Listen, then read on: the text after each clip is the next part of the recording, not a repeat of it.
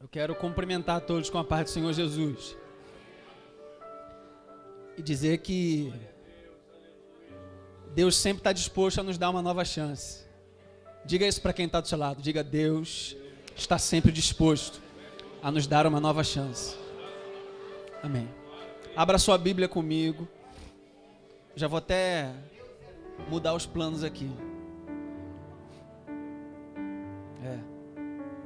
Abra sua Bíblia em Atos, capítulo 16.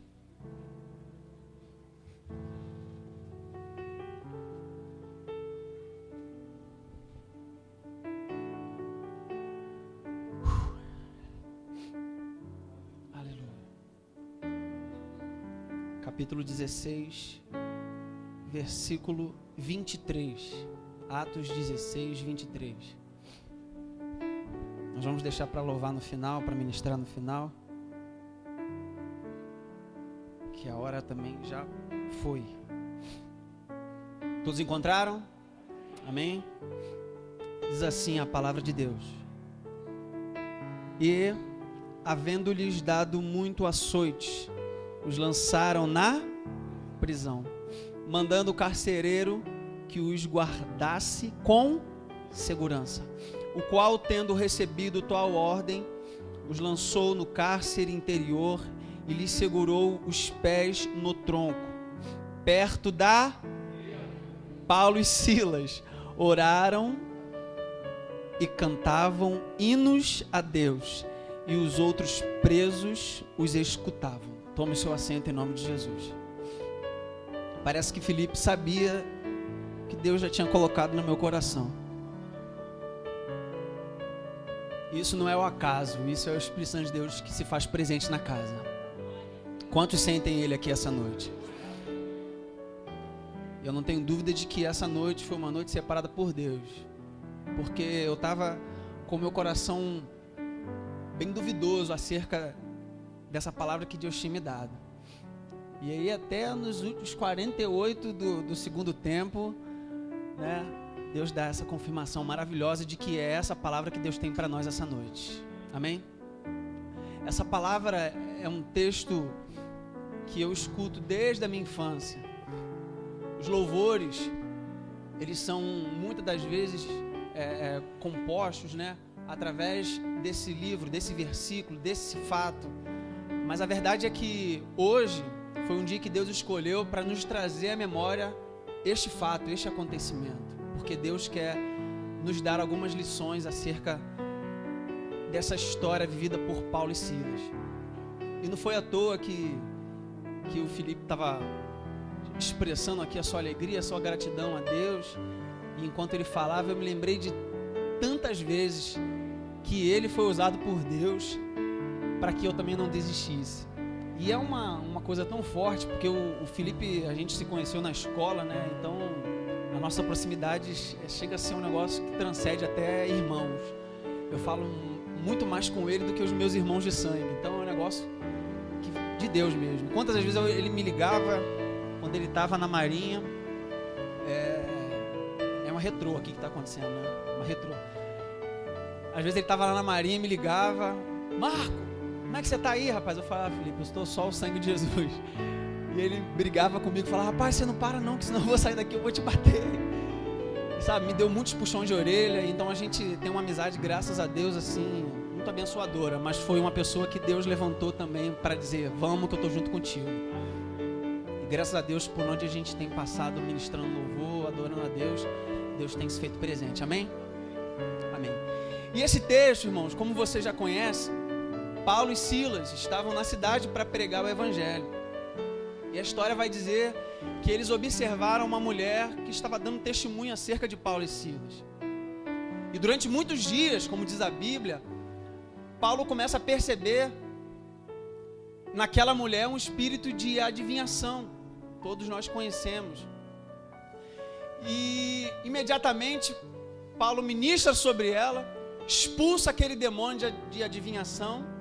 Em seguida, os seus senhores, né, os seus empresários, vamos trazer dos dias atuais, vamos dizer que essa mulher seria eu não sei como é que fala o nome, astrólogas que fala, cartomantes, videntes, cigano também? Ainda existe cigano?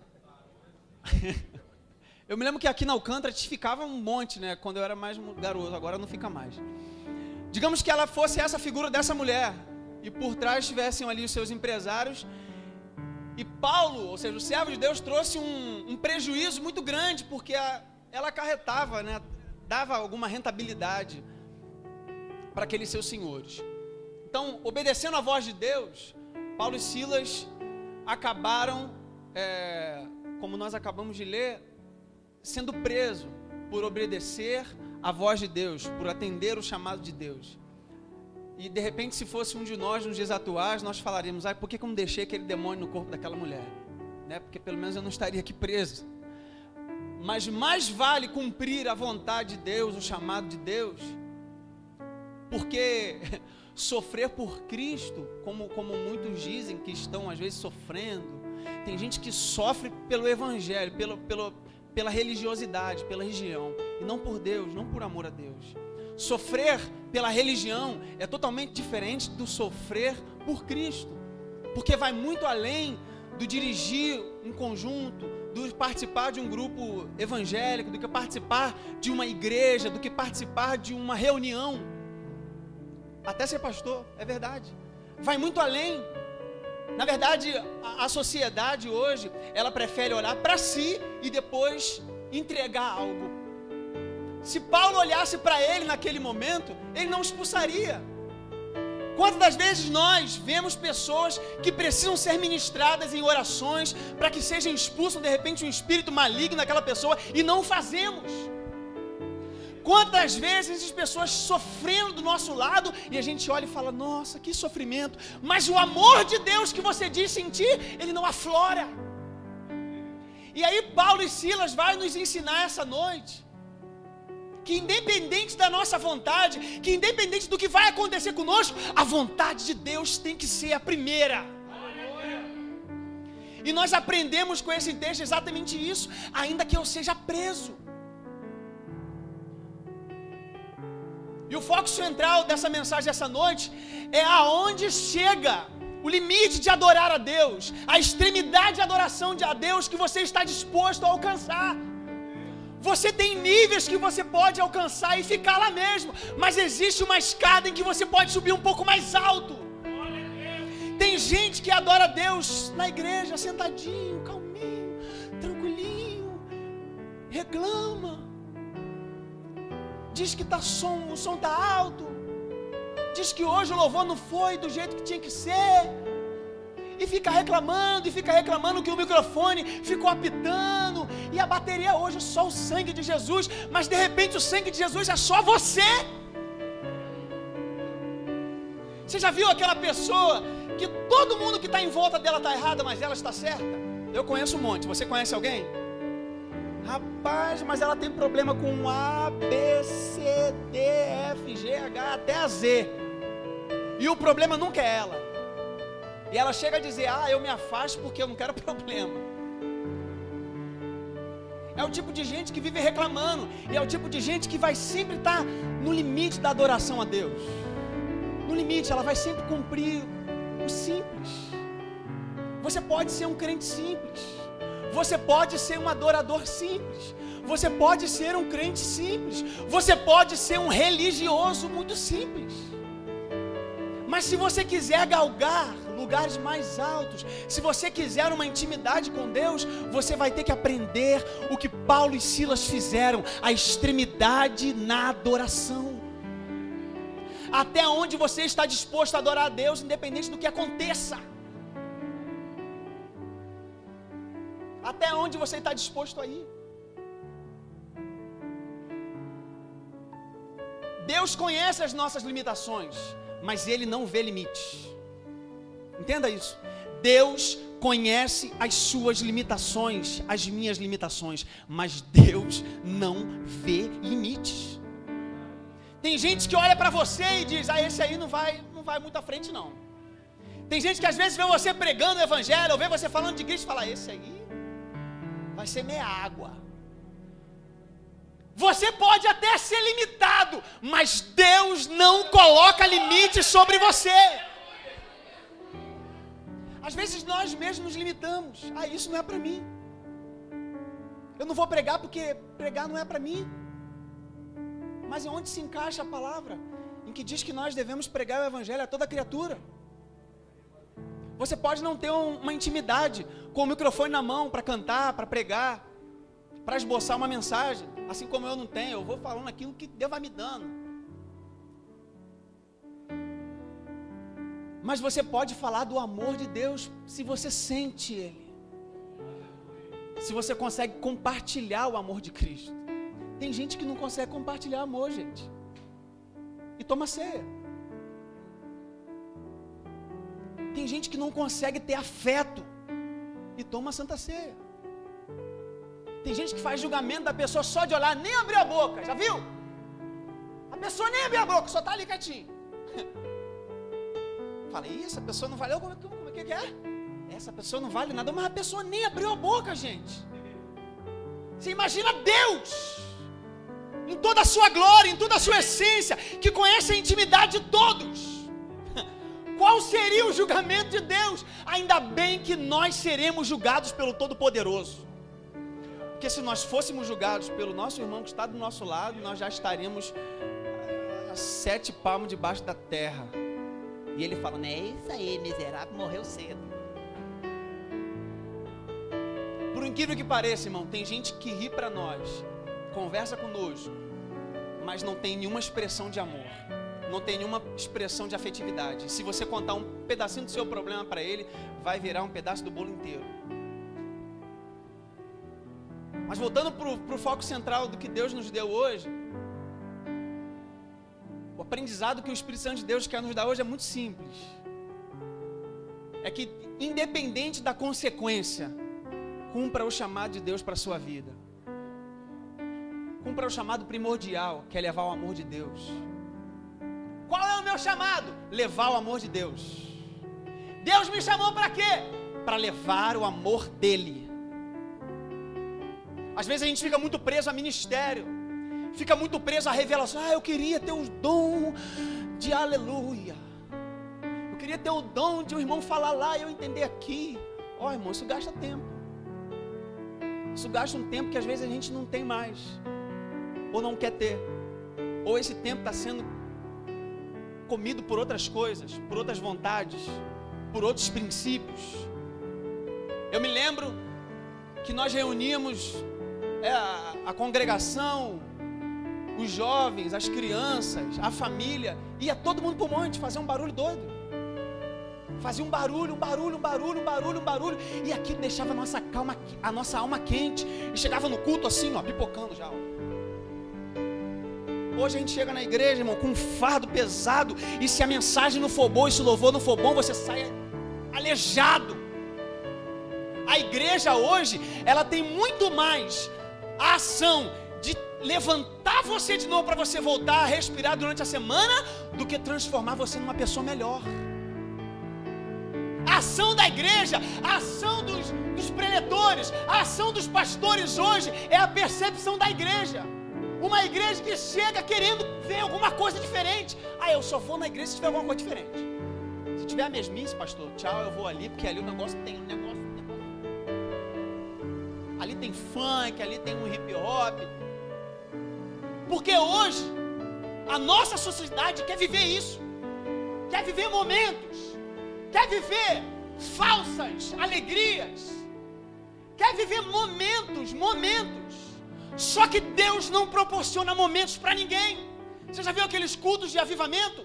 Hoje é culto de avivamento. Levanta a sua mão e coloca a mão na cabeça de não sei quem. E pipoca aí. E enquanto você não fizer alguma coisa para mostrar para ele que você está avivado, ele não para de berrar no púlpito.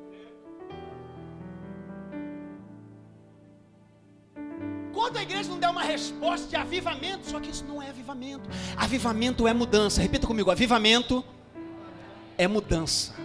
Se você não mudou, não houve avivamento. E principalmente avivamento na palavra. Quer viver avivamento? Comece a mudar suas ações. Comece a mudar suas atitudes. Começa a mudar o seu relógio de oração. Começa a mudar o seu comprometimento com Cristo. Não estou falando de religião. Estou falando com Cristo. Sabe por quê? Muitas vezes nós somos muito aplicados na igreja, irmão. Principalmente quem faz parte do ministério tem que tomar muito cuidado com isso.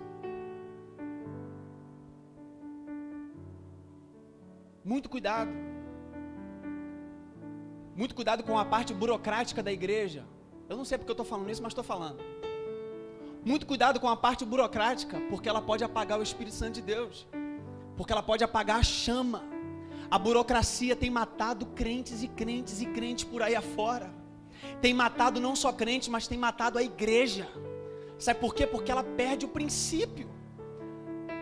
O princípio da adoração, o princípio da comunhão, o princípio da unidade, o princípio do amor. A igreja perde, porque ela fica muito voltada na parte burocrática. Ela quer crescer, ela quer crescer, ela quer crescer, ela quer crescer, ela quer ir para frente, ela quer agregar, ela quer agregar, ela quer agregar, ela quer agregar, mas o Espírito Santo de Deus está lá fora.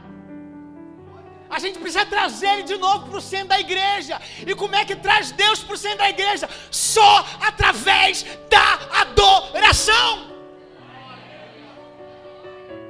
Porque Deus habita no meio dos louvores. O salmista disse isso. É no meio da adoração. E às vezes é tanta preocupação, tanta coisa para fazer, tanta pessoa para conversar, com tanta gente para recuperar dentro da igreja, que a gente se esquece. Israel se esqueceu de Deus. E olha que Israel conviveu. Viveu um milagre. Viveu acontecimentos históricos. Viveu na carne. E ainda assim esqueceu de Deus. Esqueceu dos princípios básicos. Começou a adorar outros deuses. Começou a trazer modismo. Começou a trazer novidade, porque eles queriam ver alguma coisa diferente. Percebe que às vezes nós fazemos isso. Às vezes o básico para nós não serve. Às vezes o feijão com arroz para nós não serve. Porque a gente quer viver algo que enche os nossos olhos e não os nossos corações.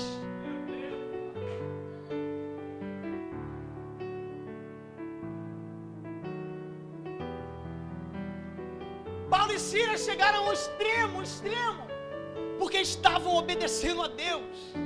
De repente você também está vivenciando isso. Estou obedecendo a voz de Deus, mas estou sofrendo perseguição. É possível? É possível. Estou obedecendo a voz de Deus, mas estou me sentindo preso. É possível? É possível. Estou fazendo tudo correto, mas a minha vida parece que o negócio não está desenrolando. É possível? É possível. Mas como? Se eu estou fazendo tudo certo? Espera. Porque o mesmo meia-noite que chegou na vida de Paulo e Silas vai chegar na sua vida também. Vai chegar na sua vida. O que acontece é que até o meia-noite existe um processo. Existe um processo muito longo, que para nós o tempo é o que mais massacra o homem. É não saber lidar com o tempo. Nós não sabemos lidar com o tempo. Vou falar nós porque é a grande maioria. Se alguém disser para você, fuja um pouco aqui. Eu já estou com a hora puxando. Eu vou terminar. Se alguém disser para você, irmã, vamos falar das irmãs, que amanhã vai chegar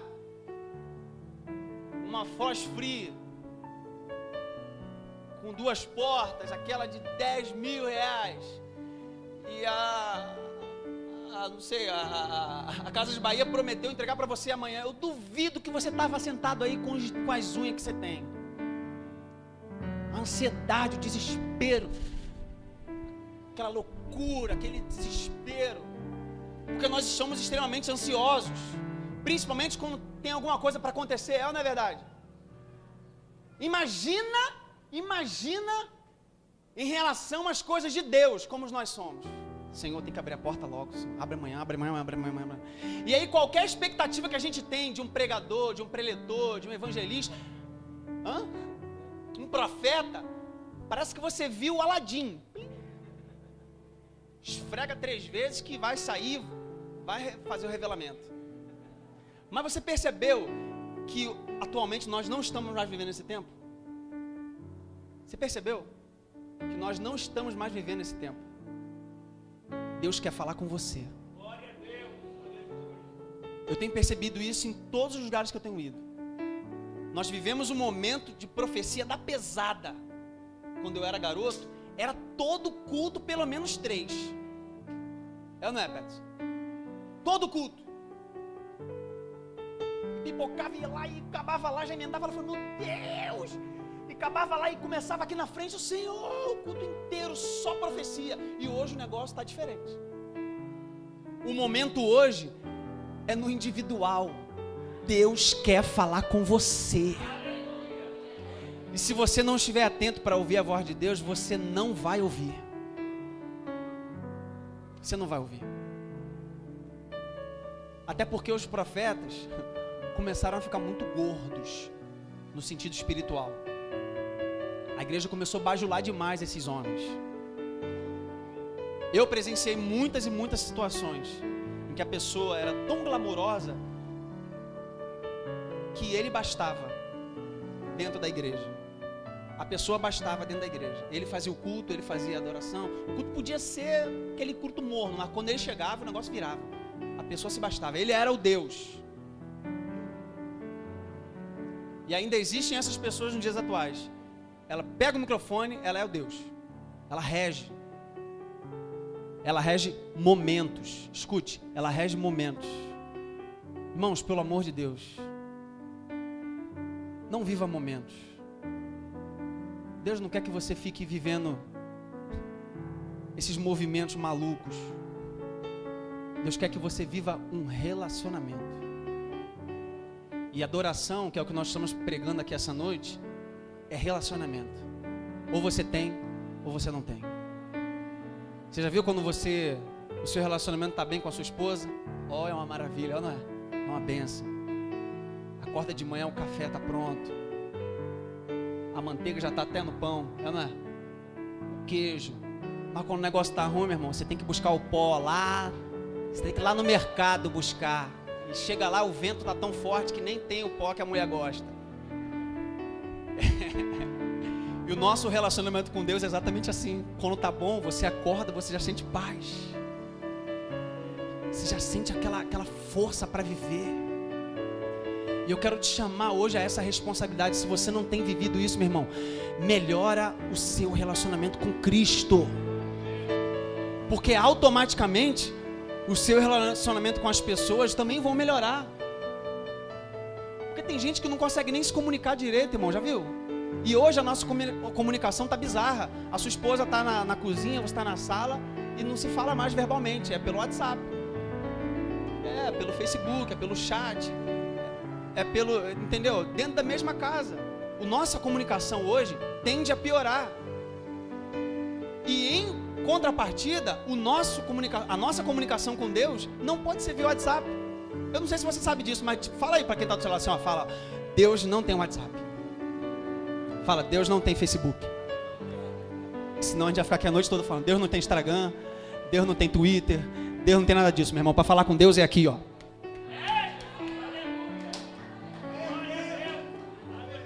E aí, meu irmão, para você começar a usar de novo o seu joelho para falar com Deus, você vai ter que abrir mão do seu WhatsApp, você vai ter que abrir mão das suas redes sociais.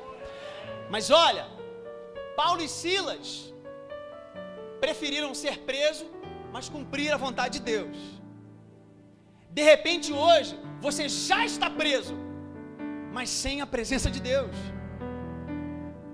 De repente hoje você já está preso, mas não consegue nem fazer um ato de adoração a Deus. Você não consegue nem se expressar para Deus, é porque os problemas são tão grandes, são tão difíceis, que nem a palavra te vem à boca. Eu vivi isso um tempo atrás, sem vontade de vir para a igreja, sem vontade de ministrar, sem apetite de vir para a igreja, sem apetite nenhum de ler a Bíblia. Eu fiquei zero, sem vontade de fazer nada.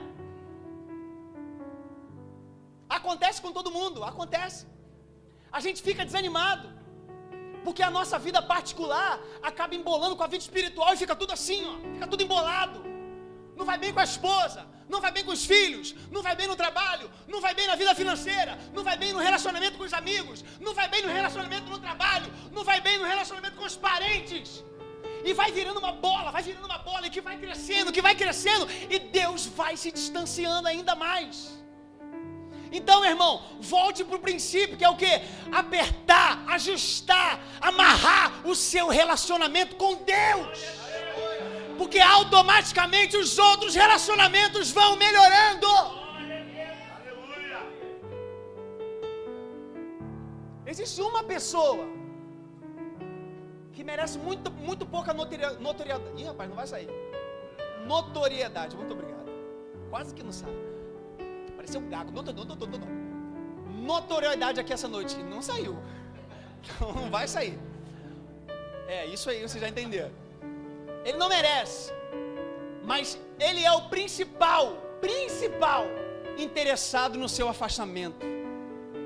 Ele é o principal motivador do seu esfriamento. É ele quem motiva, é ele quem ativa as suas emoções para você ficar longe. É isso mesmo. Tá tão complicado lá naquela igreja. Sai de lá. Sai logo. Não sei por que você está lá ainda. Não sei o que você está fazendo lá ainda. Está teimando um negócio errado. Nunca vi isso. A pessoa está seguindo a Deus e acaba se convencendo de que ela está no caminho errado. Sendo que Cristo diz que Ele é o caminho, verdade? Não existe outro caminho. Ó, irmão, em nome de Jesus, hein? Não existe outro caminho sem ser esse aqui, hein? Não existe. E o apelo que o Espírito Santo de Deus nos faz e me faz também aqui essa noite é trazer Ele de novo para o centro da nossa vida. Quantos querem isso aqui essa noite? Eu quero convidar você para ficar de pé junto comigo em nome de Jesus.